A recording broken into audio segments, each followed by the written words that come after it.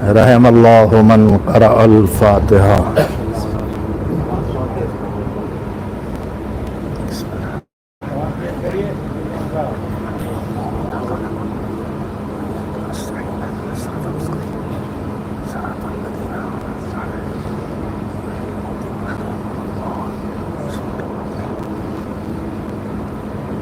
اعوذ باللہ من الشیطان اللعین الرجیم.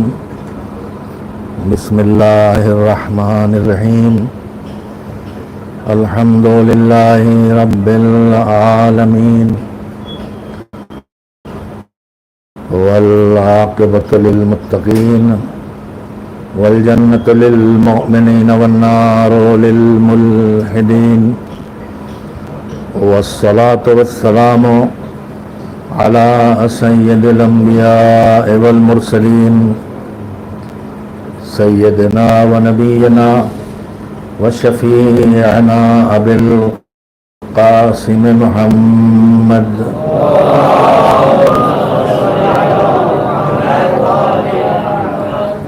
و آلہ الطیبین الطاہرین المعصومین المظلومین واللعنة الدائمة الباقية على أعدائهم أجمعين من الآن إلى يوم الدين.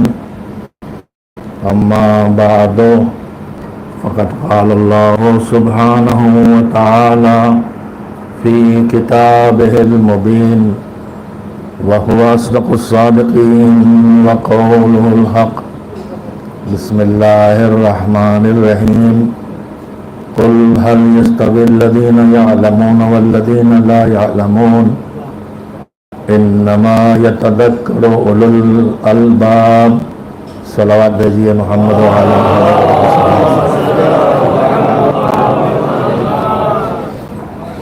سورہ رات کی آیات میں سے 9ویں آیت کی میں نے تلاوت کی ہے، جس میں پروردگار عالم نے اس بات کی طرف متوجہ کیا ہے کہ علم والا، صاحب علم اور عالم اور جاہل ہرگز برابر نہیں ہیں اور نہیں ہو سکتے ہیں، لیکن یہ بات صرف اور صرف وہ سمجھ سکیں گے جو باشعور ہوں اور صاحبان عقل ہوں. ایک معلم، ایک استاد کی سال ثواب کی مجلس ہے. اسی مناسبت سے کچھ گزارشات خود علم سے متعلق، کچھ گزارشات تعلیم سے متعلق اور کچھ گزارشات تربیت سے متعلق وقت کی گنجائش کے مطابق آپ حضرات کے سامنے پیش کرنا چاہتا ہوں. جانے والا جو ہم گواہی لیتے ہیں نماز میت میں کہ اِنَّا لَنَعْلَمُ مِنْهُ إِلَّا خَيْرًا، ہم اس کے بارے میں جو ہمارے سامنے اس وقت ایک میت کی شکل میں لیٹا ہوا ہے، کچھ نہیں جانتے سوائے بھلائی کے، سوائے خیر کے. بہت کم لوگ ہوتے ہیں جن کے لیے یہ حکم شریعت ہے، چاہے جو ہو، وہ مسلمان ہے تو آپ کو اس کے لیے یہی کہنا ہے. اور پروردگار عالم نے جو رحمت کے بہانے بنائے ہیں، قدم قدم پر رحمت کے لیے اس نے انتظام کیا ہے. آواز ٹھیک ہے؟ صحیح. اس کو کہاں رکھیں؟ باندھیں گے.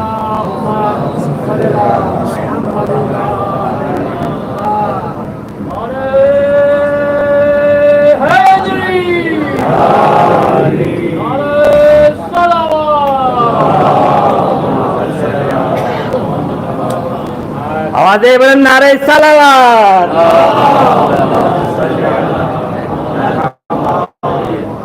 صلوات کے لیے بزرگوار نے ٹیسٹ کیا تھا، لیکن ان کی آواز مائک پہ بھاری تھی. اب میری آواز البتہ بتا رہی ہے کہ مائک کام کر رہا ہے. ایک صلوات اور بھیجیں محمد.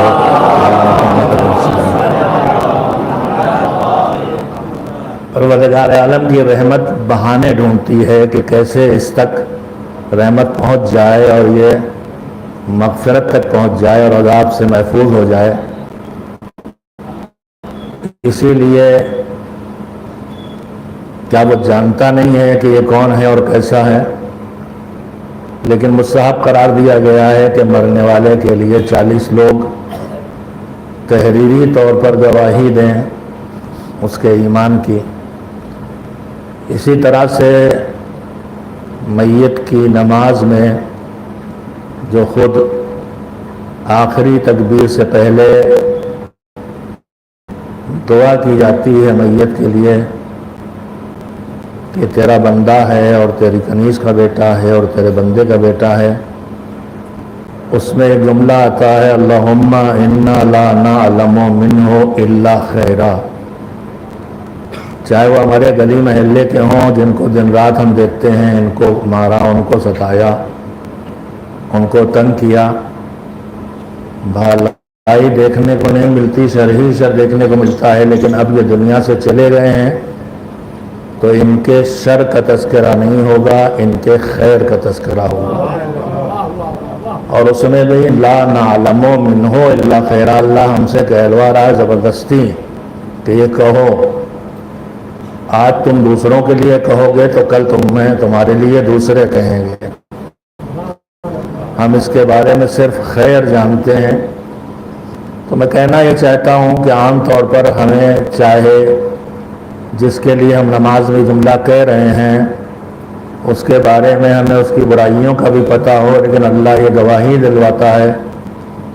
اور روایات میں اس طرح کی روایات بہت ملتی ہیں کہ جہاں مالک حقیقت کو نظر انداز کر دیتا ہے اور مومنین کی گواہیوں کو قبول کر لیتا ہے. تو ہمیں اکثر ایسی نمازیں پڑھنا ہوتی ہیں جن میں ہم اگر سچ میں کہا جائے تو یہ نہیں کہہ سکتے کہ لا نعلم منہ الا خیرا، لیکن اللہ کہلواتا ہے. مگر کبھی کبھی ایسی نماز جنازہ بھی پڑھنے کو ملتی ہے کہ جس کے لیے واقعاً ہم یہ کہہ سکتے ہیں کہ پروردگار اس سے تو ہم نے بھلائی کے علاوہ کچھ نہیں دیکھا.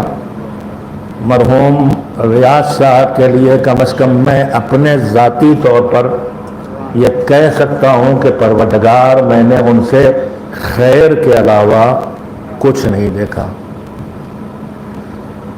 وہ صاحب علم بھی تھے اور معلم بھی تھے اور مربی بھی تھے. اسی کے پیش نظر چند باتیں عرض کرنا ہے.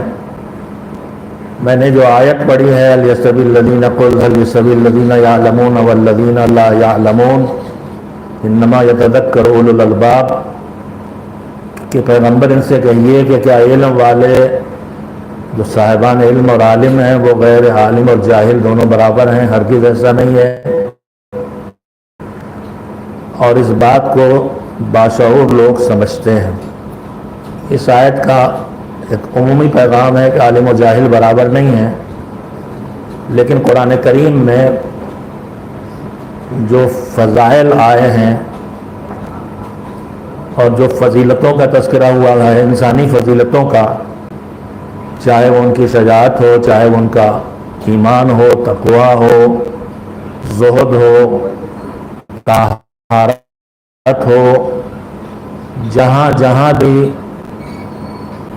کسی بھی خوبی کا تذکرہ ہے وہاں وہاں روایت موجود ہے کہ جہاں کسی کمال اور خوبی کا تذکرہ ہے تو ہو سکتا ہے وہ کمال اور خوبی بہت سے لوگوں میں پائی جاتی ہو، لیکن ان میں سر فہرست امیر المومنین علی علیہ السلام کا نام ہے.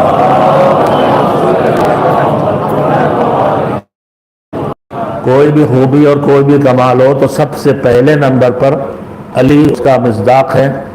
اس کے بعد نیچے جاتے جائیے اور ہم آپ بھی اس میں ایمان والے علی، سر فہرست علی، اور اس میں کہیں نیچے ہم آپ بھی تھوڑی بہت ہماری جگہ بھی موجود ہے۔ تمام خوبیوں میں یہ روایت ہے کہ ان کا مصداق سب سے پہلے علی ہے، اور اس کے بعد روایات اشارہ کرتی ہیں کہ پھر ہر خوبی اور کمال کا مصداق محمد و آل محمد علیہ السلام ہے۔ نہیں، میں نے حضور کا نام لیا ہے، ایک صلوات مل جل کے بھیجے۔ چنانچہ اس آیت کی تفسیر میں بھی امام جعفر صادق علیہ السلام سے یہ روایت وارد ہوئی ہے کہ اس میں 3 کردار ہیں۔ الذین یعلمون ایک کردار ہے جو جانکار ہیں، عالم ہے۔ والذین لا یعلمون دوسرا کردار وہ ہے جو جاہل ہے۔ وَإِنَّمَا يَتَذَكَّرُ أُولُو الْأَلْبَابِ اس میں تیسرا کردار عقل والوں کا ہے۔ امام نے فرمایا کہ اس میں عالم سے مراد ہم اہل بیت ہیں، اور جاہل سے مراد وہ ہیں جو ہمیں نہیں جانتے، اور صاحبان عقل سے مراد ہمارے وہ شیعہ ہیں جو ہمارے جاننے والے ہیں اور ہمارے پہچاننے والے ہیں۔ یہ 3 کردار ہیں جو ان آیہ کریمہ کا مصداق ہے۔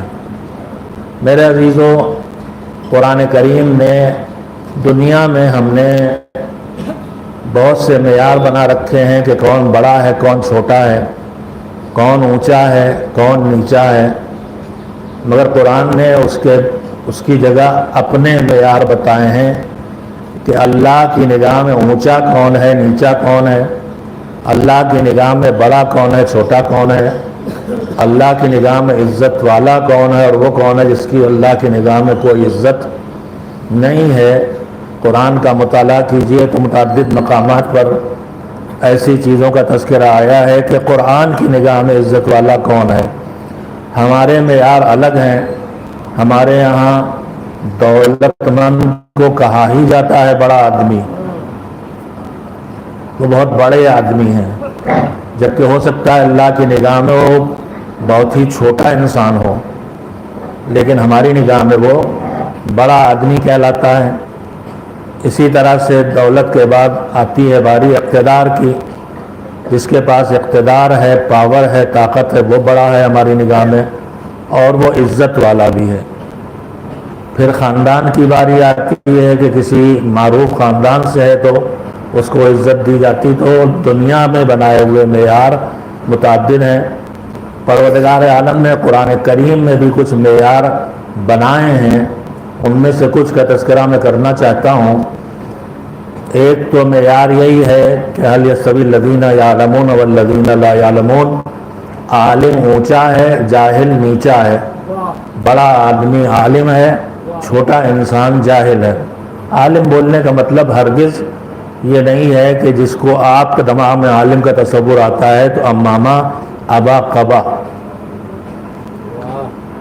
امامہ ابا قبا علم کی پہچان ہوا کرتے تھے۔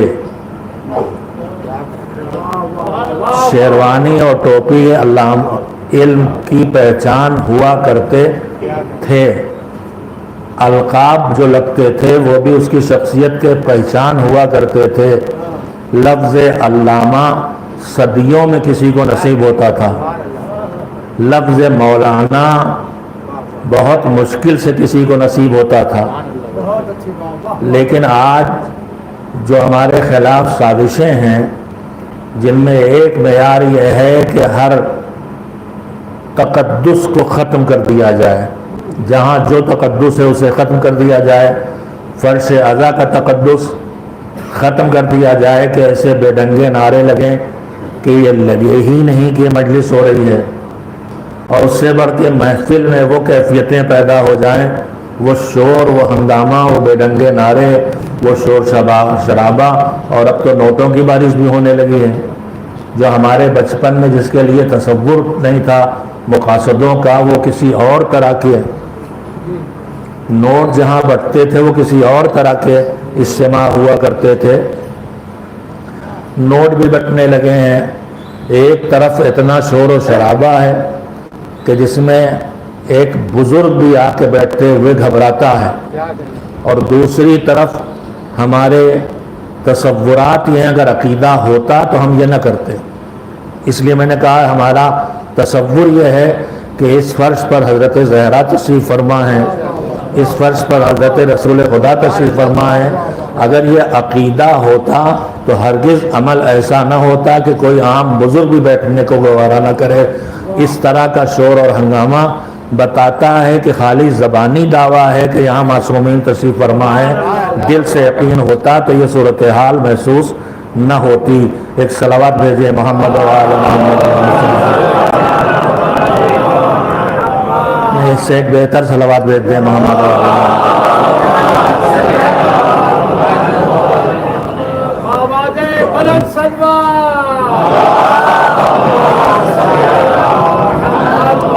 ایک مہم ہے کہ جو مقدسات ہیں ان کا تقدس ان سے چھین لیا جائے. اس کے لیے مختلف طریقے اپنائے جاتے ہیں، نئی نئی ایجادات کر کے، خاص کر کے ایام اعزاں میں اس کے تقدس کو چھیننے کی کوشش کی جاتی ہے. کبھی سڑک پر عورتوں کا جلوس ماتم کرتے ہوئے نکال کے، تو کبھی علم مبارک کی ایسی شکل بنا کے کہ اس کی کیفیت غمزدگی والی نہ رہ جائے. اسی سازش کا ایک حصہ یہ ہے کہ جو القاب انسانی عظمت کا اظہار کرتے تھے، آیت اللہ کا اپنا ایک مقام تھا. لفظ آیت اللہ کا مطلب ہوا کرتا تھا وہ جس نے عمر گزاری ہے حوض علمیہ میں، اور عمر گزاری ہے پڑھانے میں، اور برسوں سے درس خارج، درس فقہ و اجتہاد دے رہا ہے، اور اب خود وہ فقیہ و مجتہد بن چکا ہے. تب لفظ آیت اللہ اس کے لیے بولا جاتا تھا، نہ یہ کہ میری طرح داڑھی سفید ہو گئی، تھوڑی اور لمبی کر لی، ایک چھڑی ہاتھ میں پکڑ لی اور ایک عبا ڈال لی اور سر جھکا کے نکل پڑے تو آیت اللہ ہو گئے. نہ یہ کہ مجلس پڑھنے لگے اور مجلس میں علمی الفاظ کثرت سے استعمال کر کے لوگوں کو مرغوب کیا اور آیت اللہ ہو گئے. تو یہ سب سازشیں ہیں، چاہے جو کر رہے ہیں وہ ان سازشوں کی طرف متوجہ ہوں اور چاہے متوجہ نہ ہوں. امامے کا ایک مقام ہے، لیکن اب اس کی توہین بھی کی جا رہی. میں صاف اور صریح گفتگو کرنے کا عادی ہوں. وہ جو لمبے لمبے پٹے دار بالوں والے خطبہ جن کے ہاتھ میں دو چار کڑے پڑے ہوتے ہیں اور دو چار دھاگے بندھے ہوتے ہیں، میں ان کڑے والوں سے اکثر یہ کہتا ہوں کہ بھائی یہ کڑے آپ ہاتھ میں ڈالے ہیں، اس سے کہیں بھی مواسات سید سجاد سے نہیں ہوتی. آپ کہتے ہیں مواسات کر رہے ہیں، ہم ان کی تکلیف میں شامل ہو رہے ہیں، تو وہ تو لوہے کے کڑے تھے ان کے ہاتھ میں جس میں سلاخیں بھی تھیں. پھر وہ پہنیے، لیکن میں اس کو پہننے کو بھی نہیں کہتا. لیکن یہ چاندی کے کڑے جو پہنے جا رہے ہیں ان کا کربلا سے کیا رشتہ ہے؟ اور پھر جو کام، جملہ کہہ رہا ہوں غور کیجئے گا، جو کام دشمن نے کیا تھا اس کی نقل ہم کیوں کر رہے ہیں؟ دشمن نے ان کو پہنائے تھے لوہے کے کڑے، ہم اس کی نقل کیوں کر رہے ہیں؟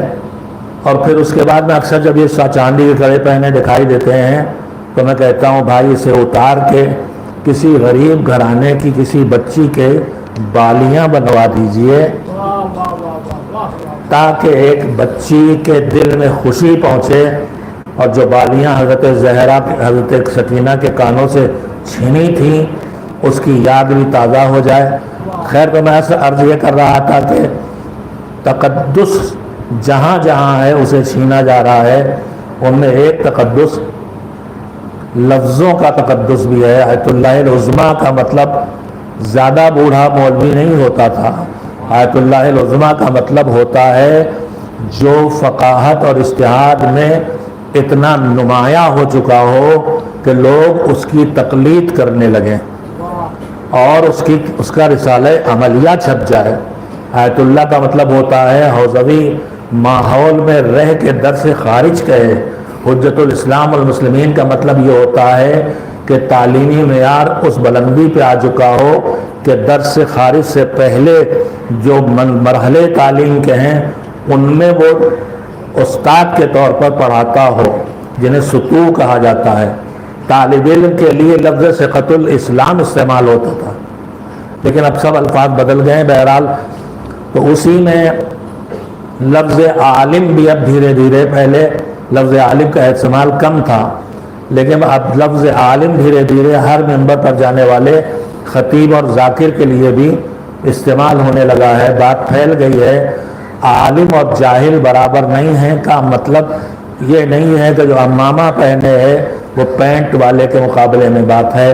اللہ کہہ رہا ہے وہ عمامہ پہنے ہو اور اس کے پاس علم نہ ہو تو اس کی نگاہ میں عالم نہیں ہے، جاہل ہے، اور اگر پینٹ شرٹ میں ہو اور اس کے پاس علم ہے تو وہ عالم ہے، وہ جاہل نہیں ہے۔ ایک صلوات بھیجے محمد و آل محمد۔ بات یہیں پہ یاد آ گئی، اگر تو مربوط بھی ہے موضوع سے۔ آج بھی الفاظ کے اس کھیل کے باوجود اور اس لباس کے عام ہو جانے کے باوجود کہ لمبے دیکھیے عمامے کی عزت کہاں جا رہی ہے؟ لمبے لمبے بالوں والے، کڑوں والے، دھاگوں والے خطبہ جو خود اپنی فکر کو کم پیش کرتے ہیں، اسمگل کی ہوئی فکر کو زیادہ پیش کرتے ہیں، ان کے سروں پر ہندوستان میں عمامے رکھے جا رہے ہیں تاکہ آپ کی نگاہ میں جو عزت ہے عمامے کی وہ ختم ہو جائے۔ اب یہ آپ کا کام ہے کہ اصل اور نقل کو پہچانیں۔ آپ کوئی قیمتی چیز، کوئی زیور لینے جاتے ہیں تو دیکھتے ہیں کہ اصلی ہے کہ نقلی ہے، تو اسی طرح سے آپ کو لباس میں بھی دیکھنا چاہیے۔ اور ایک جملہ کہوں کہ آپ عطر لینے جاتے ہیں تو عطر میں خوشبو ہوتی ہے، بس لباس پہ نہ جائیے۔ جہاں خوشبو علم آ رہی ہو وہ عالم ہے، اور جہاں لباس ہو مگر خوشبو علم نہ آ رہی ہو وہ جاہل ہے، وہ عالم نہیں ہے۔ ایک صلوات بھیجے محمد و آل محمد۔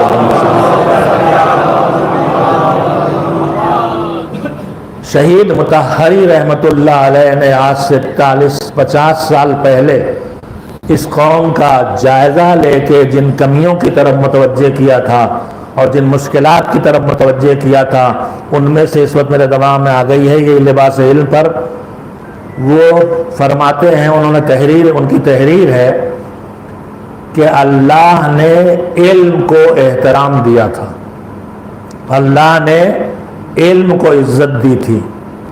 جہاں علم ملے وہاں عزت کرو، جہاں علم ملے اس کا احترام کرو۔ انہوں نے فرمایا کہ ہمارے بہت زیادہ مشکلات، توجہ دیجیے گا 2 جملوں میں بہت قیمتی بات ہے۔ انہوں نے فرمایا کہ ہمارے بہت سے مشکلات اس وجہ سے پیدا ہوئے ہیں کہ ہم علم کے احترام کے بجائے لباس علم کا احترام کرنے لگے۔ نہیں، آپ نے زیادہ قدردانی نہیں کی، یہ میری بات نہیں ہے۔ مشکلات اس لیے ہیں کہ آپ لباس علم کا احترام کر رہے ہیں۔ اب جب آپ لباس علم کا احترام کریں گے تو نکاح پڑھوانے سے لے کے طلاق پڑھوانے تک اور مسائل پوچھنے سے لے کے عملی زندگی میں سیکھنے تک آپ لباس کے پیچھے دوڑیں گے، علم کے پیچھے نہیں جائیں گے، اور پھر لباس آپ کو وہ نہ دے سکے گا جو آپ کو درکار ہے، اس لیے کہ اس لباس کے پاس خود وہ چیز ہے ہی نہیں جو آپ کو ملنا چاہیے۔ لہذا احترام علم کا ہونا چاہیے، لباس علم کا نہیں۔ اور علم کا اندازہ مجلسوں سے نہیں لگایا جا سکتا، علم کا اندازہ مجلسوں سے نہیں لگایا جا سکتا، اس لیے کہ ہمارا مزاج مجلس علمی مجلس سننے کا رہ ہی نہیں گیا ہے۔ ہمارا مزاج مجلس رہ گیا ہے وہ مجلس سننے کا جس میں ہم کو لطف آتا ہے، جس میں ہم کو مزہ آتا ہے۔ تو آپ کو 2 قسم کے خطیب آپ کے سامنے ہیں، ایک وہ جن کی مجلس میں آپ کو لطف آتا ہے، اور ایک وہ جن کی مجلس میں آپ کو علم ملتا ہے۔ اب یہ فیصلہ آپ کو کرنا ہے کہ اپنے مزے کی مجلس سنیں گے یا پروردگار کی رضا والی مجلس سننا پسند فرمائیں گے۔ ایک صلوات بھیجیں محمد و آل محمد۔ ایک اور صلوات اس سے بہتر طور پہ بھیج دیں محمد و آل محمد۔ میں نے عرض کیا تھا کہ ہمارے معیار الگ ہیں جو ہم نے احترام و عزت کے لیے بنائے، اور قرآنی معیار الگ ہیں، ان میں سے 4 معیار ہیں جو آپ کی خدمت میں عرض کرنا چاہتا ہوں، اور یہ بات میں اپنے فکر سے آپ کی خدمت میں نہیں پیش کر رہا ہوں، بلکہ علامہ جوادی اللہ مقامہ مفسر قرآن، مترجم تہذیب البلاغہ اور مترجم صحیفہ کاملہ اور سینکڑوں کتابوں کے مؤلف تھے، اور جو علامہ کہہ لینا کے لائق تھے، ان کی فکر ہے جو آپ کی خدمت میں دوہرا رہا ہوں کہ قرآن کریم نے کچھ عزت کے معیار بنائے ہیں۔ ان میں سے ایک عزت کا معیار ہے علم۔ عالم اور جاہل برابر نہیں ہے، یہ آیت میں آپ کے سامنے بار بار پڑھ چکا۔ اس کے بعد دوسرا معیار عزت ہے ایمان۔ ایمان والا عزت والا ہے، اور جس کے پاس ایمان نہیں ہے وہ عزت کا حقدار نہیں ہے۔ قرآن کریم فرماتا ہے کہ افمن کانا مومنا کمن کانا فاسقا لا یستوون، جو مومن ہو اور جو فاسق ہو کیا وہ دونوں برابر ہیں؟ لا یستوون، وہ دونوں ہرگز برابر نہیں ہیں۔ مومن اونچا ہے، فاسق نیچا ہے۔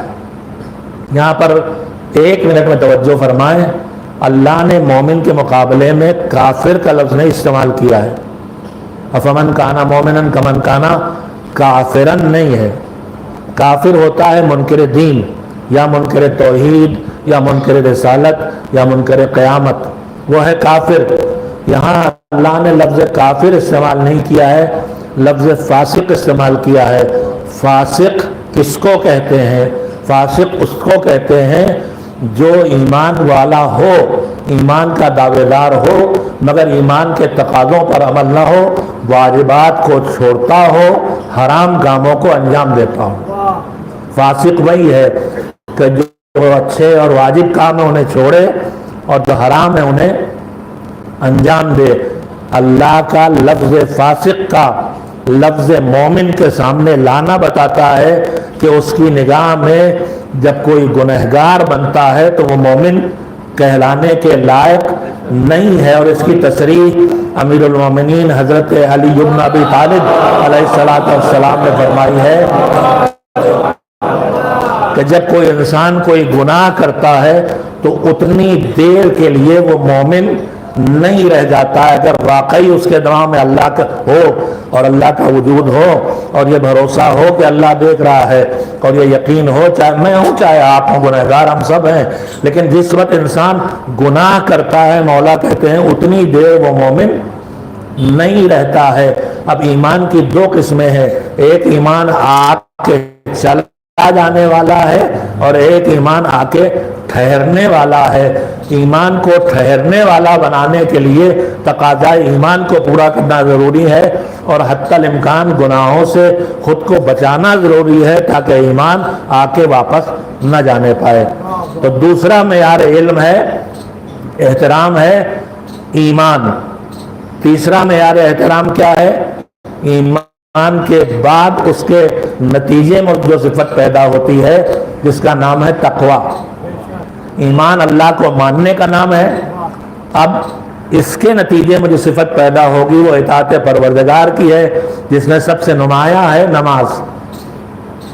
ایمان آئے گا تو نماز پڑھوائے گا، ایمان آئے گا تو روزے رکھوائے گا، ایمان آئے گا تو حلال و حرام کی فکر پیدا کرے گا، ایمان آئے گا تو جائز و ناجائز کے مرحلے میں لا کے کھڑا کرے گا کہ ہمیں یہ کرنا ہے یہ نہیں کرنا ہے، ایمان آئے گا تو حق چھیننے سے روکے گا، حقدار کو حق پہنچانے پہ مجبور کرے گا، ایمان آئے گا تو اوقاف کی زمین کو بیچنے سے روکے گا اور اوقاف کو اس راہ میں لگانے پہ لے جائے گا جس راہ پر واقف نے اسے لگایا تھا۔ اگر ایمان ہوگا تو یہ اچھے کام کرے گا، اور ایمان نہیں ہوگا تو یہ اچھے کام نہیں ہوں گے۔ اور ایمان کے تقاضے پر آ کر انہی واجبات کو انجام دینے اور انہی حرام کاموں سے بچنے کا نام تقویٰ ہے۔ اللہ فرماتا ہے ان اکرمکم عند اللہ اتقاکم، تمہارے درمیان سب سے زیادہ عزت والا وہ انسان ہے جو سب سے زیادہ تقوی والا ہو۔ ایک صلوات بھیجیں محمد و آل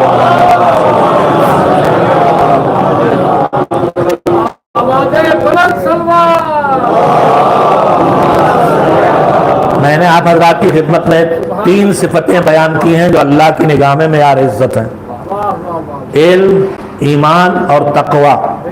ایک چوتھی چیز بھی ہے جس کو پروردگار عالم نے عزت کا معیار قرار دیا ہے، اور جہاں تمہیں یہ ملے وہاں عزت کرو، اور وہ کیا ہے؟ بسم اللہ الرحمن الرحیم، فضل اللہ المجاہدین علی القاعدین اجرا عظیما، اللہ نے جو راہ خدا میں جہاد کے لیے نکلے انہیں ان پر جو بیٹھے رہیں فضیلت دی ہے۔ کاہے کے ذریعے فضیلت دی ہے؟ مجاہدین کے لیے اس نے اجر عظیم رکھا ہے۔ میں یہاں پر لفظ مجاہد کے بارے میں 2 تشریحیں کرنا چاہتا ہوں تاکہ آیت کا مفہوم جو وسیع ہے اسے آپ محسوس کر لیں۔ لفظ مجاہد کے آنے کے بعد ہمارے ذہن و دماغ میں آتا ہے میدان جنگ میں جا کے دشمن کا مقابلہ کرنے والا، اپنا ڈیفنس کرنے والا، اپنی حفاظت کرنے والا، لیکن صرف یہ مجاہد نہیں ہے۔ آپ نے 12 مجالس میں سنا ہے کہ کوئی لشکر مدینے واپس آیا کسی جنگ سے، گرد و غبار میں ڈوبے ہوئے، زخمی، مجروح، خون بدن پہ، لباس پہ لگا ہوا، لڑ کے واپس آئے ہیں، تو حضور سرکار پیغمبر خدا حضرت محمد مصطفیٰ صلی اللہ علیہ وسلم نے فرمایا خوش آمدید، مرحباً، مرحبا ان لوگوں کو خوش آمدید کہہ رہا ہوں جو چھوٹا جہاد کر کے آئے ہیں اور بڑا جہاد ان کا باقی ہے۔ تو لوگوں نے پوچھا مولا اگر تلوار سے اور اسلحے سے جنگ چھوٹا جہاد ہے تو بڑا جہاد کیا ہے؟ تو اس کا جواب دیا کہ بڑا جہاد اپنے نفس سے لڑنا ہے۔ نماز صبح کا وقت ہو گیا ہے، رات میں موبائل کی مجبوری میں اور واجب ڈیوٹی میں دیر میں سوئے تھے، 2-3 بجے سوئے تھے، موبائل کی ذمہ داریاں تھیں انہیں ادا کر رہے تھے، تو اس میں کافی دیر ہو گئی اور 2-3 بجے سوئے۔ اب نماز صبح کا وقت ہے، اذان ہو رہی ہے، اب نفس کہہ رہا ہے سوتے رہو، اور عقل کہہ رہی ہے، دین کہہ رہا ہے، ایمان کہہ رہا ہے، تقوی کہہ رہا ہے اٹھو اور نماز پڑھو۔ تو جب نفس کی بات سن لی تو وہ مجاہد نہیں رہا، لیکن عقل و دین و ایمان و تقوی کی بات سن لی اور اس کی نماز پڑھی تو اس نے جہاد کیا ہے۔ 18 گھنٹے کے گرمی کے روزے میں، 16 گھنٹے کے گرمی کے روزے میں کھاتے پیتے رہنا نفس کا تقاضا ہے، لیکن نفس پہ قابو کر کے روزہ رکھنا، بھوکا رہنا، پیاسا رہنا، یہ جہاد ہے۔ تو میرے عزیزوں کسی دماغ میں یہ نہ آئے کہ ہم جہاد کا شرف کیسے حاصل کریں، نہیں، آپ کے لیے جہاد بڑا والا ہے۔ آپ اپنے نفس سے لڑ کے اللہ کی اطاعت کرتے رہیں، آپ مجاہدین کی فہرست میں شامل ہوتے رہیں گے۔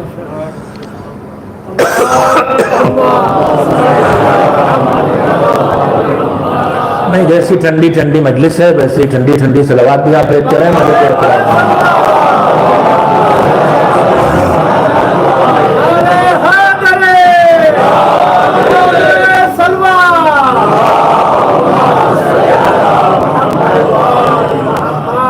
ایک جہاد ہے اپنے نفس سے لڑنا، اس کے بعد ایک جہاد ہے عورت کا، میری بہنیں بھی آواز جا ہی رہی ہے، کہیں نہ کہیں سن رہی ہوں گی، اور ایک جہاد ہے مرد کا جو بغیر میدان جنگ میں جائے ہوتا ہے۔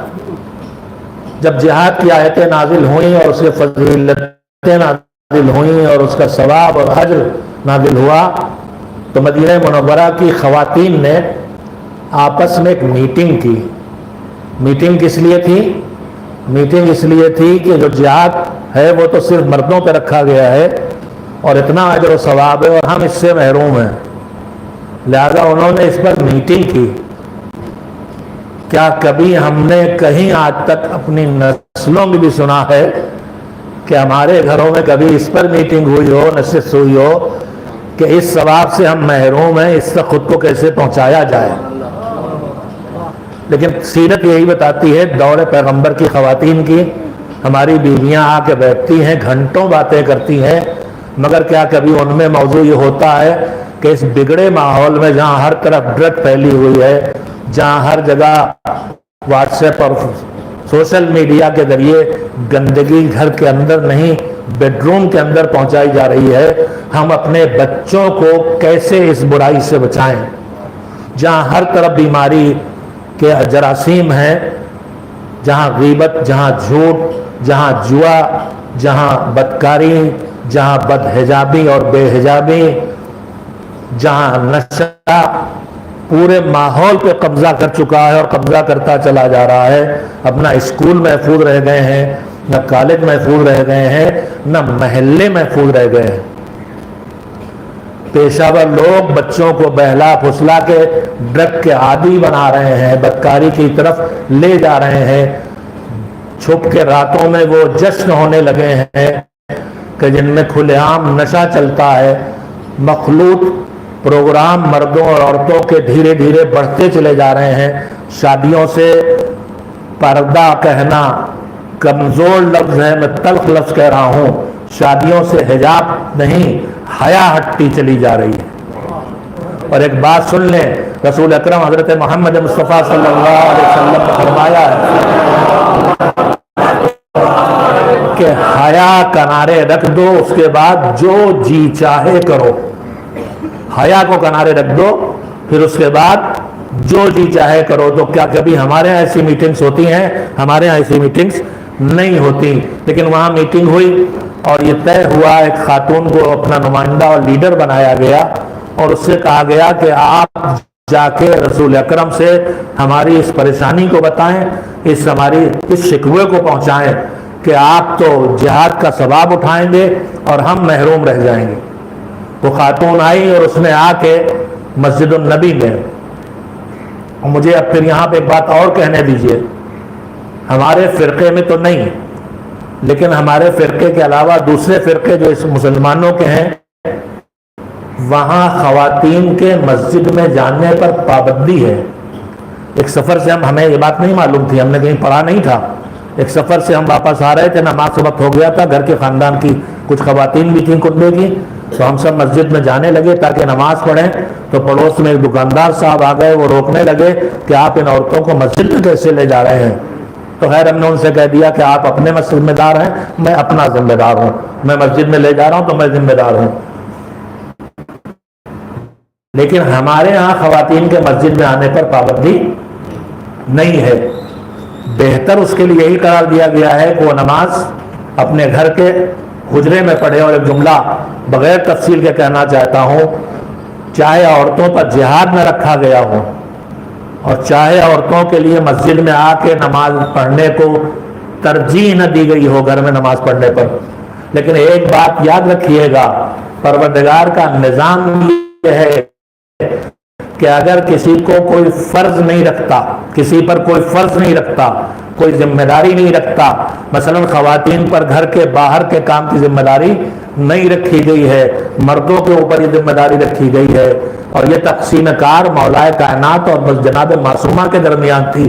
اب اور بات ہے کہ 14 صدیوں میں اتنا پلٹ گئے ہیں کہ گھر کی ذمہ داری مردوں کی بن گئی ہے اور باہر کا پورا ٹھیکہ عورتوں کا ہو گیا ہے، حتیٰ کہ شوہر گرامی کے کپڑے بھی بیگم ہی لے کے آتی ہیں۔ ایک صلوات بھیجے محمد والے محمد علیہ وسلم۔ خالی ایک مجاہد ہے جو اس بات پہ بھی واہ کہہ رہا، باقی سب ڈرے بیٹھے ہیں کہ اچھا بہت بول رہے تھے تم، بہت چہک رہے تھے تم۔ ایک صلوات مل جل کے بھیجے محمد والے۔ وہ عورت آئی اور اس خاتون آئی مسجد میں۔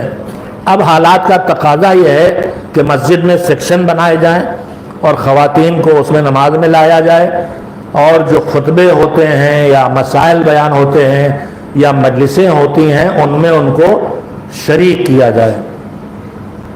ایک بات اور یہیں پہ میں کہہ دیتا ہوں، اگرچہ وہ بات بھی بری لگنے والی ہے، آج سے 10 15 20 سال پہلے ایک مجلس ہوتی تھی اور ایک خطیب یا ذاکر یا عالم مجلس پڑھتا تھا، اور وہی مجلس مرد سنتے تھے، وہی مجلس عورتیں سنتی تھیں، اور ایک گھریلو قسم کی چھوٹی سی مجلس عورتوں کی ہو جاتی تھی۔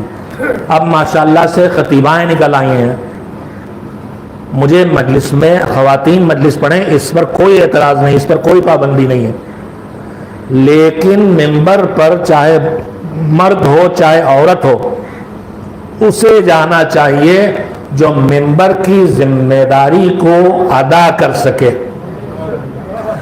ابھی تک خواتین نے مدارس میں پڑھ کے علم دین اتنا حاصل کر کے چھو کے نہیں کہ سال دو سال کے لیے کہیں چھو کے آ گئی اور نام ہو گیا یہ عالمہ ہے، چھو کے نہیں، اتنی لمبی مدت تک مدارس میں پڑھ کے کہ علم حاصل کر لیا ہے، انہی کو مجلس پڑھنا چاہیے۔ آج تو سلیو لیس بلاؤز کے ساتھ بھی خطیبائیں دکھائی دے رہی ہیں، جو خود دین پر عامل نہیں ہے وہ دوسرے کو کیا دین سکھائیں گے، اور جب ان کے پاس مواد نہیں ہے، میٹر نہیں ہے، تو کوئی اعمال کی طرف اور عملیات کی طرف لے جا رہا ہے، کوئی دعا تعویذ کی طرف لے جا رہا ہے، کوئی کدھر لے جا رہا ہے، کوئی کدھر، اور پھر پڑوسی ملک سے مجلسیں سنی کہ وہاں خوب واہ واہ ہو رہی ہے، وہی والا کیسٹ یہاں لا کے چلا دیا، اور وہاں کارخانہ لگا ہوا ہے دشمنان دین کا، غلط نظریات، باطل عقائد، مخلوق کو خالق بنانا، مربوط کو رب بنانا، معصومین علیہ السلام کو خدا بنانا، یہ ساری چیزیں وہاں پڑوسی ملک میں ڈیزائن ہوتی ہیں اور یہاں امپورٹ ہوتی ہیں۔ ہر سال محرم میں کچھ نئے میٹر دیے جاتے ہیں کہ اس سال ان موضوعات پر پڑھ کے قوم کو بگاڑنا ہے۔ بہرحال بات سے بات نکلی، میں نے عرض کر دیا کہ خواتین کی مجلس میں منع تو نہیں کر سکتا، لیکن یہ کہوں گا کہ جو مردانی مجلس ہے صدیوں سے ہوتی آ رہی ہے، اور اس میں علماء کی بھی ایک بڑی تعداد ہے، یا ان ذاکرین کی بڑی تعداد ہے جو مدارس سے پڑھ کے نکلے ہیں، وہ بھی اہل علم ہیں، علماء ہیں، ان کی مجلسیں ہوتی ہیں۔ کم سے کم مجلسوں میں، مردانی مجلسوں میں خواتین کی شرکت کا انتظام بھی کیا جانا چاہیے تاکہ ان تک کچھ نہ کچھ تو پہنچتا رہے۔ ایک صلوات بھیجیں محمد و آل محمد۔ اس خاتون نے آ کے کہا، گفتگو شروع کی رسول اکرم سے کہ آپ مرد جہاد میں جائیں گے اور اجر لیں گے، چاہے شہید ہو جائیں چاہے شہید نہ ہو، اور ہم اس اجر سے محروم ہیں، جبکہ جب آپ جہاد پہ جاتے ہیں تو ہم آپ کے بچوں کو پالتے ہیں، ہم آپ کے مال کی حفاظت کرتے ہیں، ہم آپ کی عزت و آبرو کی حفاظت کرتے ہیں، با کردار رہتے ہیں۔ آپ غیبت میں جہاد میں چلے جاتے ہیں تو ہم آپ کے عزت و آبرو کی حفاظت کرتے ہیں۔ میں یہیں پہ رک کے جملہ پھر کہنا چاہوں گا کہ عورت کا جہاد کیا ہے میں ابھی بتا رہا تھا، مرد کا جہاد کیا ہے؟ القاد الاہل کالمجاہد فی سبیل اللہ۔ حضور کا ارشاد ہے کہ جو اپنے گھر والوں کے لیے جد و جہد اور محنت کر کے روزی کماتا ہے، تو یہ محنت کر کے جد و جہد کر کے 12 گھنٹے ڈیوٹی آفس میں کر کے 12 گھنٹے دکان پہ بیٹھ کے زردوزی بنا کے کھیتی کر کے کسی بھی طریقے سے جب محنت کر کے روزی کا حاصل کرنے والا اپنے لیے نہیں اپنے اہل و عیال کے لیے جب محنت کر کے روزی حاصل کرتا ہے تو وہ بالکل ویسا ہے جیسے کوئی اللہ کی راہ میں جہاد کرنے والا۔ یعنی جہاد خالی تلوار اور بندوق سے لڑنا نہیں ہے، اپنے اہل و عیال کے لیے روزی حاصل کرنا بھی جہاد ہے، اپنے نفس سے لڑنا بھی جہاد ہے۔ اب عورتوں کا جہاد کیا ہے؟ حضور سے اس نے کہا کہ آپ مرد ثواب حاصل کریں، ہم آپ کے بچوں کی حفاظت کریں، عزت کریں، آپ کے بچوں کی حفاظت کریں، آپ کی عزت و عفت کی حفاظت کریں۔ آج ہمارے بہت سے بھائی روزی کمانے کے لیے ملک سے باہر چلے جاتے ہیں اور 1 برس 2 برس تک واپس نہیں آتے۔ جن خانوادوں کا سرپرست باہر ہے وہ جہاد پہ گیا ہے، اب اس گھر کی خاتون کی ذمہ داری ہے کہ وہ بچوں کی بھی حفاظت کرے، وہ ان کے مال کی بھی حفاظت کرے اور ان کی عزت و آبرو کی بھی حفاظت کرے۔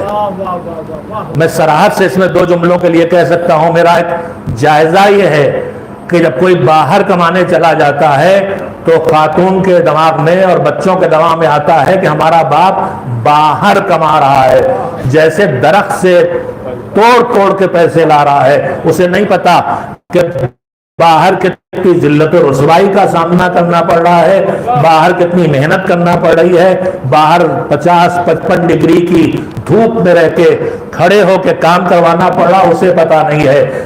بس ادھر سے پیسہ آیا اور ادھر اڑایا گیا۔ میں 2 نتائج دیکھ رہا ہوں۔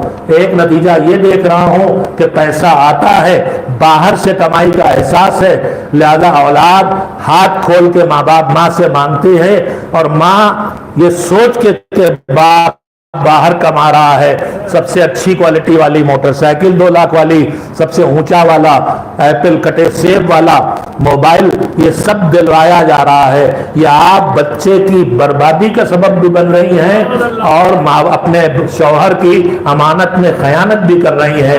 خدا کے لیے آپ اس معیار کی زندگی بسر کیجئے جس سطح اور جس معیار میں آپ پیدا ہوئی ہیں اور جہاں آپ کی رہائش رہی ہے۔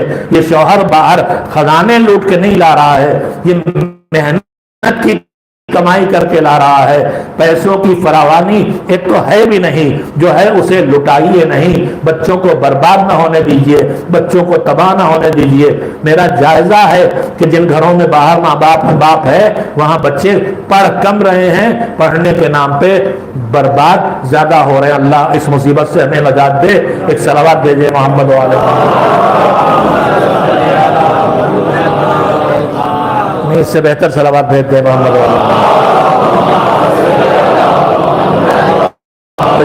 اس عورت نے شکایت کی کہ آپ سب ثواب لے جائیں گے، ہم مردوں کو اور ہم عورتوں کو کچھ نہیں ملے گا۔ تو پروردگار عالم نے، رسول اکرم نے فرمایا کہ نہیں، تمہارا جہاد بندوق و تلوار سے لڑنا نہیں ہے، پھر کیا ہے؟ فرمایا جہاد المرأۃ حسن التبخل، عورت کا جہاد گھر میں رہ کے بہتر شوہرداری کرنا، یعنی گھر کو بہترین طریقے سے چلانا، رشتوں کو جوڑ کے رکھنا، رشتوں کو توڑنے نہ دینا، جتنی آمدنی ہو اس کے اندر اچھی زندگی بسر کرنے کی کوشش کرنا، فرمائشیں نہ کرنا، شوہر کی حیثیت کے مطابق اپنی زندگی بسر کرنا، اس سے زیادہ کا مطالبہ نہ کرنا۔ شوہر کی بھی ذمہ داری ہے کہ اللہ نے اس کو جتنی حیثیت دی ہے اس میں بخل اور کنجوسی نہ کرے۔ اگر جس طرح سے واجب روزی کے لیے اللہ نے اس کے لیے اجر و ثواب رکھا ہے، ویسے ہی روایت کا حصہ، پوری روایت سناؤں گا اور وقت لگ جائے گا اور وقت نہیں ہے اب ختم کرنا، مجھے مجلس کو سوچ کے کئی باتیں آیا تھا۔ جس طرح سے روزی کمانا اہل و عیال کے لیے جہاد ہے، اسی طرح سے پروردگار عالم نے فرمایا ہے کہ خالی اپنے لیے روزی کمانا وہ بھی اللہ کی راہ میں ہے، اپنے ماں باپ کے لیے روزی کمانا وہ بھی اللہ کی راہ میں ہے، اور اپنے اہل و عیال کی زندگی کو بہتر بنانے کے لیے روزی کمانا۔ اس وقت جس طرح رہ رہے ہیں، جتنے جیسے کپڑے بنا سکتے ہیں، جیسی سہولتیں گرمی اور سردی میں ٹھنڈک اور گرمی پہنچانے کی دے سکتے ہیں، اس سے بہتر کرنے کے لیے روزی کمانا یہ بھی اللہ کی راہ کا کام ہے۔ کام تمہارا ہے، اللہ کہہ رہا ہے کہ ہماری راہ میں کام انجام دے رہے ہو۔ میں نے 4 فضیلتوں کا تذکرہ کیا ہے، بس میں بات کو ختم کر رہا ہوں۔ ایمان، تقوی، علم، اور چوتھی یہ تو ہمارے بچے بولیں گے، یہ سب پہلے سے سن چکے، ان کو یاد ہے۔ ایک صلوات بھیجے محمد والے جہاد۔ میں مبالغہ تو نہیں کرنا چاہتا ہوں، نہ کر رہا ہوں، مگر اتنا کہہ سکتا ہوں کہ جو فضیلتیں پروردگار بیان کرتا ہے اس کے 2 کنارے ہوتے ہیں، ایک اعلیٰ ترین جہاں علی ہے، اور ایک اس کے بعد اس کے نیچے والے بے شمار درجات، اس میں کوئی کہیں پہ ہوگا، کوئی کہیں۔ اور ایک بات اور یاد رکھیے گا کہ علم ہو، چاہے تقوی ہو، چاہے ایمان ہو، چاہے جہاد ہو، چاہے ایمان ہو، یہ ساری چیزیں وہ ہیں کہ آدمی ایک بار جہاں پہنچ گیا وہاں ٹکتا نہیں ہے۔ ایمان میں آدمی اوپر بھی جا سکتا ہے، ایمان میں نیچے بھی آ سکتا ہے، تقوی میں اوپر بھی جا سکتا ہے۔ نہیں مجلس ختم ہو رہی ہے، پنکھا نہ دیکھیے، ہوا لگے نہ لگے، گزر گئی۔ ایک صلوات مل کے بھیجیں۔ ہر آدمی ترقی اور تنزلی کر سکتا ہے، اور اس حد تک پست ہو سکتا ہے ایمان میں کہ معصومین کہیں لیسا منا، یہ ہمارا نہیں ہے۔ جیسے جناب سلمان کے لیے کہا منا ہے، ویسے ہی کہہ دے کہ لیسا منا۔ تو میں عرض کر سکتا ہوں کہ مرحوم ریاض صاحب، ان کی زندگی پہ نظر ڈالیے تو ایمان کے کسی نہ کسی مرحلے پہ جو فضیلت کا ذریعہ ہے، تقوی کے مرحلوں پر، علم کے مرحلوں پر ساری زندگی پڑھ کے گزاری، اور ساری زندگی جد و جہد کر کے، محنت کر کے، کوشش کر کے اپنے اہل و عیال کے لیے روزی کمائی، موت تک جد و جہد کو جاری رکھا، لہذا وہ مجاہد کا شرف بھی پانے والے ہیں انشاءاللہ۔ اور جو آخری بات کہنا چاہتا ہوں یہ ہے کہ 4 فضیلتیں ہیں، ان فضیلتوں کے مصداق بہت ہیں، بہت سے لوگ ہیں جو ان 4 فضیلتوں کے دائرے میں آتے ہیں، لیکن مولا علی سب سے اوپر ہے۔ اگر علم معیار فضیلت ہے تو کون ہے علی کے علاوہ جو ممبر پہ آ کے دعویٰ کرے سلونی قبل ان تفقدونی؟ اگر شجاعت اور بہادری اور جہاد فی سبیل اللہ معیار فضیلت ہے تو کون ہے اس جہاد اصغر اور جہاد اکبر دونوں کو ایک ساتھ انجام دینے والا؟ تلوار مار کے امر کو گرایا، یہ جہاد اصغر ہے، اور جب اس نے بدتمیزی کی تو سینے سے اتر آئے کہ میرا جذبہ کہیں شامل نہ ہو جائے، یہ جہاد اکبر ہے۔ ایک صلوات بھیجیں محمد و آل محمد۔ اگر معیار ایمان ہے تو کون ہے علی کے علاوہ؟ سب مومن ہیں، صرف ایک میرے مولا علی ہے کہ جو امیر المومنین ہے۔ اگر تقوی معیار عزت ہے تو کون ہے علی کے علاوہ کہ سب متقی ہیں، لیکن علی امام المتقین ہے۔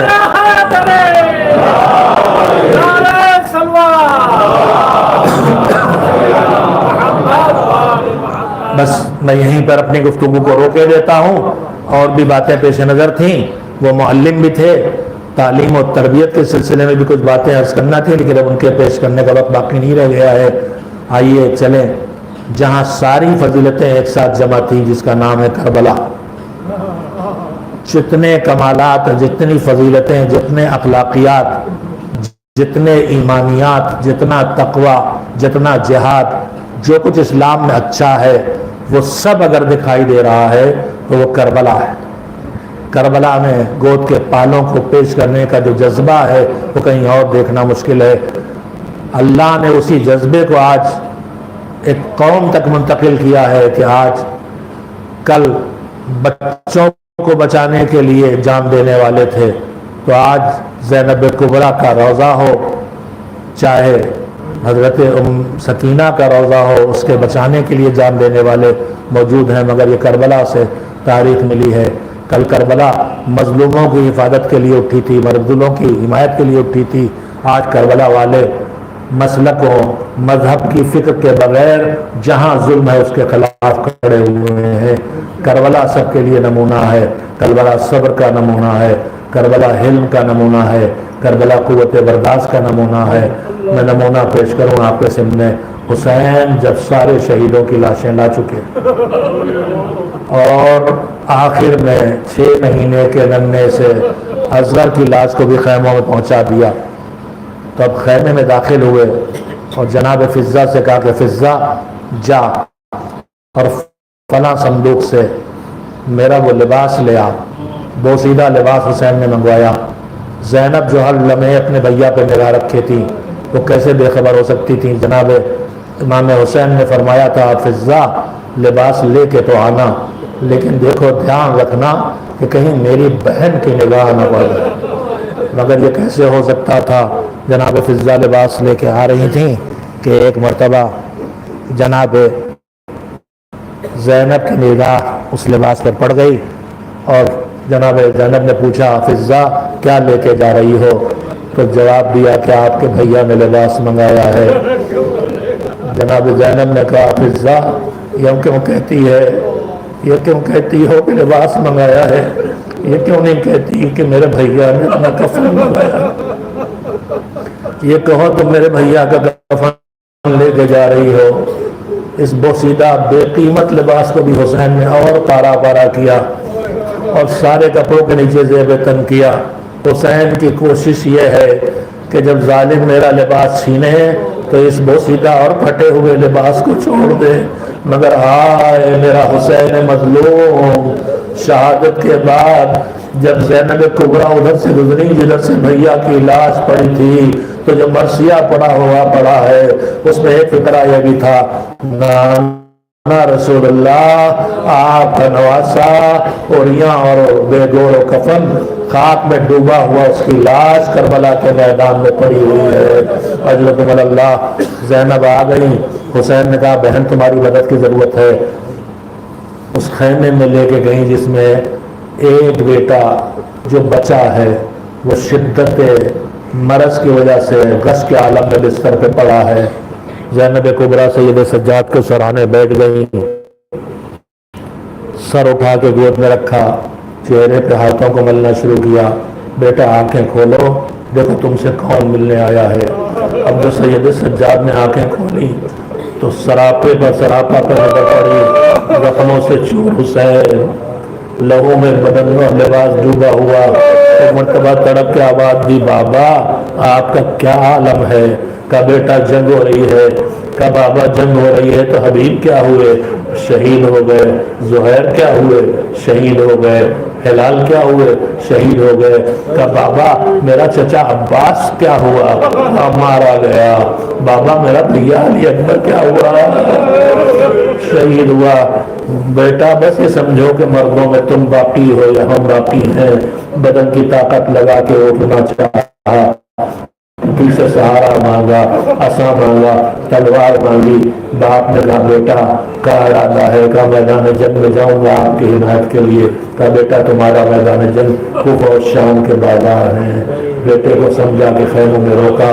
حسین میدان جنگ میں جانے سے پہلے ایک مرتبہ خیمے میں باری باری سارے انصار کے خیموں میں گئے۔ حبیب کا خیمہ خالی، زہیر کا خیمہ خالی، ہلال کا خیمہ خالی۔ بے چین ہو کہ تم سب کہاں چلے گئے؟ تمہارا حسین اکیلا ہے۔ میدان جنگ میں آئے، جنگ شروع کی۔ میمنہ پہ حملہ، میسرہ پہ حملہ، قلب لشکر پہ حملہ، جدھر سے گزرتے ہیں سر اوڑ کے گرتے ہیں۔ 4 دن کی پیاس، 4 دن کی بھوک، صبح سے جنگ، لاشوں کا اٹھانا، کمر شکستہ، آنکھوں کی بینائی ہو چکی۔ لڑتے لڑتے حسین تھوڑی دیر کے لیے رک گئے، مگر کسی میں ہمت نہیں ہے کہ قریب آئے۔ دور سے پتھروں کی بارش ہونے لگی، تیروں کی بارش ہونے لگی۔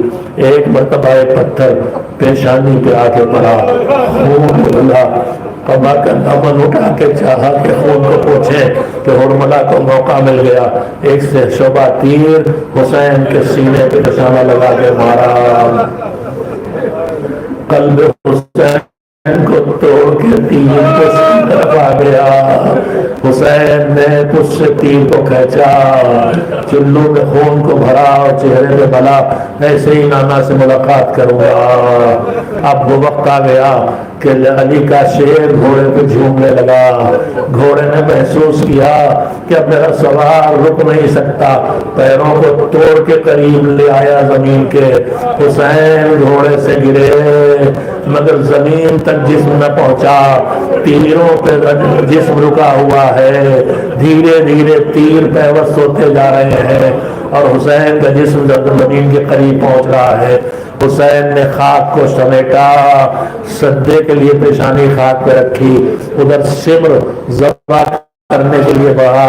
ادھر خیموں میں فضہ نے آ کے خبر دی اب حسین کہیں دکھائی نہیں دیتے۔ زینب کبریٰ خیمے سے نکلی. راوی کہتا ہے میں نے دیکھا کہ ایک بیوی اس سراب کے عالم میں خیمے سے نکلی ہے, سر پہ چادر کا ایک کونا ہے اور دوسرا کونا زمین پہ کھنچتا چلا جا رہا ہے. لشکر کے درمیان سے زینب گزری, میرا بھیا کہاں ہے, میرا ماجایا کہاں ہے. جدھر سے گزرتی ہے کوئی پتہ بتانے والا تو نہیں ہے, مگر نیزوں کی انیاں چبھونے والے ضرور ہیں. زینب ڈھونڈتی ہوئی بھیا کو ایک ٹیلے پہ پہنچی, نشیب میں حسین دکھائی دیے. اداکاروں کبھی سمجھے کہ میدان جنگ میں لڑنے والا آخری لمحات میں نشیب میں کیوں چلا گیا؟ ارے حسین یہ چاہتے تھے کہ آخری لمحات کا منظر میرے حرم کو نہ دکھائی دے, مگر زینب ٹیلے میں پہنچ گئی. بھیا کو دیکھا ظالم تلوار لے کے آگے بڑھ رہا ہے, تڑپ کے آواز دی عمر سعد, ارے میرا بھیا تباہ ہو رہا ہے اور تو تماشا دیکھ رہا ہے. باغیرت بھائی کے کانوں میں آواز بہن کی پہنچی, پورے بدن کی طاقت سمیٹی, سر اٹھایا, اشارہ کیا. زینب بھی حسین زندہ ہے, خیموں میں چلی جاؤ. زینب نے خیموں میں قدم رکھا تھا کہ تھوڑی دیر کے بعد زلزلہ آیا, آندیاں چلی, دوڑ کے پہنچی بیٹے بھیا کے پاس. اے میرے لال دیکھو کیا قیامت آ گئی. سید سجاد نے آواز دی خیمے کا پردہ ہٹائیے. ایک مرتبہ باپ کا کٹا ہوا سر نو کے نیزہ پہ دکھائی دیا. السلام علیکہ یا عبداللہ, السلام علیکم ابن رسول اللہ. ارے ایک باپ کا انتقال ہوا, بیٹیاں ہیں, بیٹیاں رونق ہوتی ہیں جنازے کی. شان سے جنازہ اٹھا, چاہنے والوں نے قبر تک پہنچایا, مگر کربلا میں حسین کا بے سر کا جسم پڑا ہے. زینب ایک مٹھی خاک نہیں ڈال سکتی, سید سجاد ایک مٹھی خاک نہیں ڈال سکتے. ماحول یہ ہے کہ ایک بار فضا آئی, آ کے کہا شہزادی دل کو سنبھالیے, ایک بڑی بڑی خبر لے کے آئی ہوں. زینب نے کہا طاقت نہیں ہے, جلدی سے بتا دے. کہا شہزادی بہت بڑی خبر ہے, دل کو مضبوط کرو. کہا جلدی بتا دے. کہا نال باتنی ہو رہی ہے, حسین کا جسم پامال کیا جائے گا. ارے کفن دینا تو دور کی بات, دفن کرنا تو دور کی بات, بھائی کے بہن کے سامنے, بیٹے کے سامنے جسم پامال ہوتا رہا. حسین کے جسم پہ گھوڑے دوڑتے رہے. ارے تب تقسیم ہو رہا ہے, پسلیوں کے ٹوٹنے کی آواز بیٹے اور بہن کے کانوں میں اور بیٹی کے کانوں میں آ رہی ہے. کوئی نہیں ہے جو حسین کی لاش کو پامالی سے بچا لے. وَسَيَعْلَمُ الَّذِينَ ظَلَمُوا أَيَّ مُنْقَلَبٍ يَنْقَلِبُونَ أَلَا لَعْنَةُ اللَّهِ عَلَى الْقَوْمِ الظَّالِمِينَ. پروردگارہ محمد وآل محمد علیہ السلام کا واسطہ اس مجلس اعزا کو اپنی عبادت قرار دے اور اس سے جو ثواب ملے مرحوم ریاض حسین صاحب کی روح کو پہنچا دے. پروردگار جو دنیا سے چلے گئے اور قبروں میں ہم مجبور ہیں, پاک معبود ہمارے اعزاء اقرباء احباب مومنین جو بھی قبروں میں ہیں ان کے گناہوں کی مغفرت فرما, ان پر رحمت نازل فرما. بیمار کربلا کا واسطہ ہمیں جسم کی بیماری کے ساتھ ساتھ روحانی بیماریوں سے ہمیں نجات عنایت فرما. ہمارے دلوں کو ایک دوسرے کے لیے پاک و صاف کر دے, کینہ و بغض سے نجات عنایت فرما. بار الہ ظلم و ستم اپنے عروج پہ ہے, مظلومین کا خون مسلسل بہہ رہا ہے. پروردگار مظلومین کی حفاظت فرما, ان ظالموں کو نیست و نابود فرما. ظالموں کے مقابلے میں جو مجاہدین کھڑے ہیں ان کی حفاظت فرما. بار الہ ہمیں کسی بڑے صدمے سے دوچار نہ ہونا پڑے. پروردگار ہمارے علماء کی حفاظت فرما, بالخصوص انقلاب اسلامی کے راہبر اور قوم کی عزت و وقار اور محافظ تشیع آیت اللہ العظمہ خامنئی اور وقار تشیع آیت اللہ العظمہ سیستانی حفظہ اللہ کی حفاظت فرما. ان کو صحت عنایت فرما, انہیں احساس تنہائی نہ ہونے دے, انہیں ساتھی اور ہم سفر اور معاونین مسلسل عنایت فرما. پروردگار زمانے کے امام کو ہم سے راضی و خوشنود فرما, ہمیں اس لائق بنا کہ بعد ضرور ان کی خدمت میں حاضری دے سکیں اور ان کے احکام کی اطاعت کر سکیں. ایک بار سورہ ہم اور 3 بار سورہ توحید کی تلاوت فرما کے مرحوم سید ریاض حسین رضوی کی روح کو ہدیہ بسم اللہ